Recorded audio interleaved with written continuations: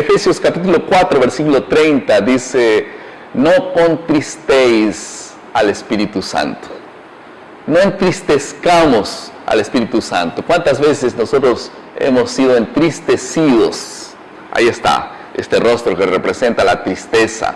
Hemos sido entristecidos por alguien, especialmente alguien que nosotros amamos. Le hemos dado los cuidados, le hemos dado todo lo que necesitaba, y finalmente el pago fue la ingratitud, tal vez el abandono y hasta muchas veces ofensas. No somos entristecidos generalmente por personas que no conocemos. La mayor tristeza es causada por personas que nosotros amamos: nuestro esposo, nuestra esposa, nuestros hijos, nuestros hermanos y nuestros amigos, que sin causa alguna nos ofenden. ¿Saben ustedes que esta tristeza causada por alguien que amamos y que nos causa esta tristeza nos llena de mucho dolor? Esta es la tristeza que podemos causar al Espíritu Santo, que no es una cosa, es una persona, porque no se puede causar dolor a una cosa, pero sí a una persona que se entristece. Dice, no debiéramos entristecerla con nuestras actitudes. Vamos a estudiar en esta semana el tema de cómo podemos y cómo es que el ser humano, rebelándose contra Dios y específicamente con sus actitudes contra el Espíritu Santo, pueden ofenderlo, pueden entristecerlo, y así esto puede causar hasta el pecado imperdonable. Vamos a hablar de dos asuntos. En primer lugar, entristeciendo el Espíritu Santo, y en segundo lugar, sensibilidad para oír la voz de Dios. ¿Ok? Vamos a la primera parte entonces, entristeciendo al Espíritu Santo. ¿Qué significa la palabra entristecer?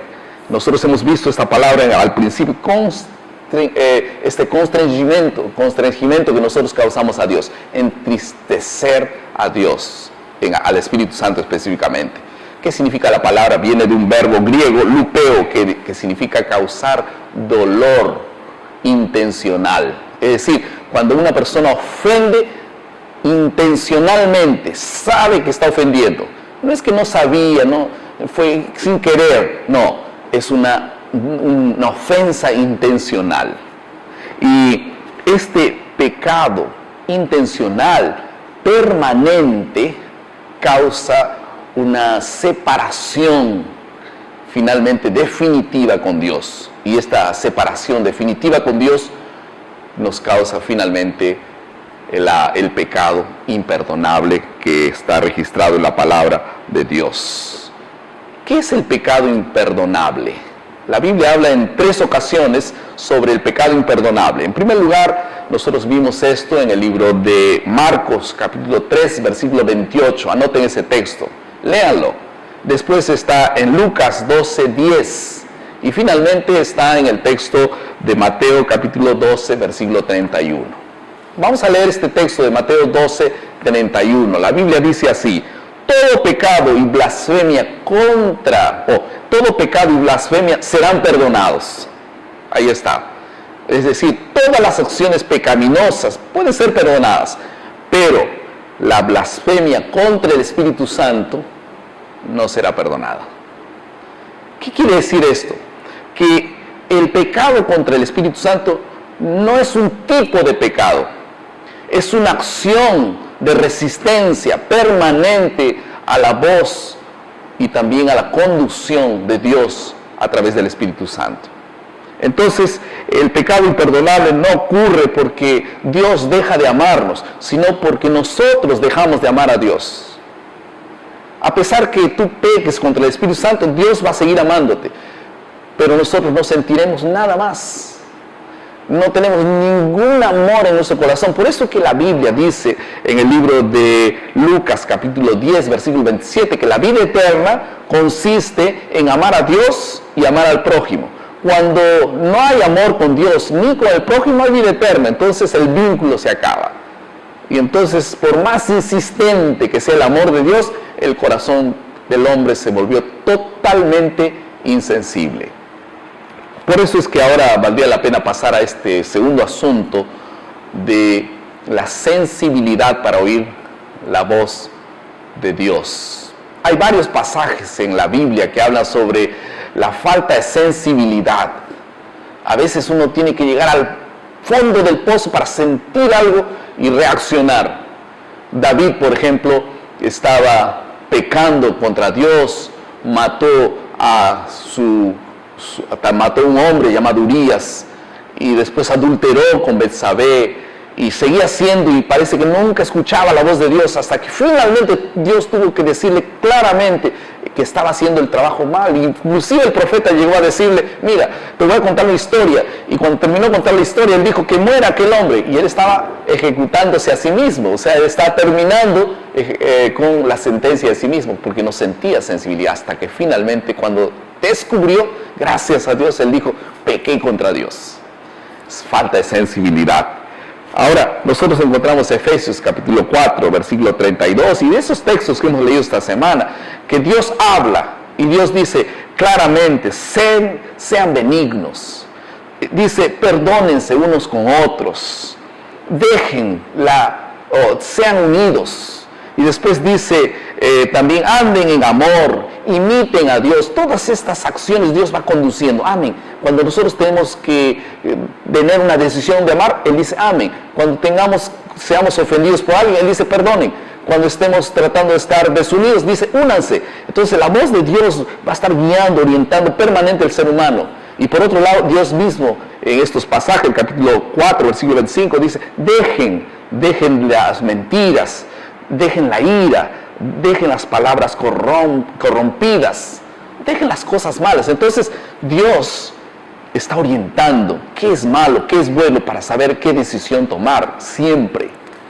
Y un texto que me impresiona mucho hablando de la sensibilidad está en el libro de Efesios capítulo 4 verso 19. Dice que cuando se pierde toda la sensibilidad, entonces los hombres se entregan a las pasiones bajas.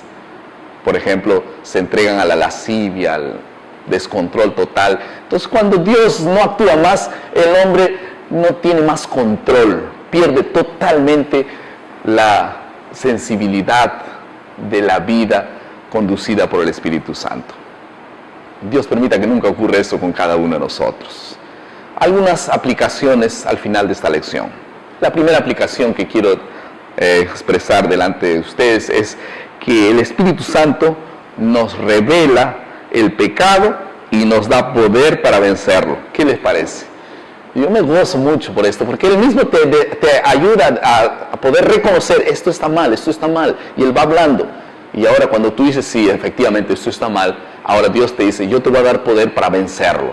O sea, nosotros no estamos carentes de poder para hacer, pero tenemos que aceptar la conducción del Espíritu Santo. Hay un texto en Efesios 6:16 que dice que Dios provee el escudo que apaga los dardos malignos.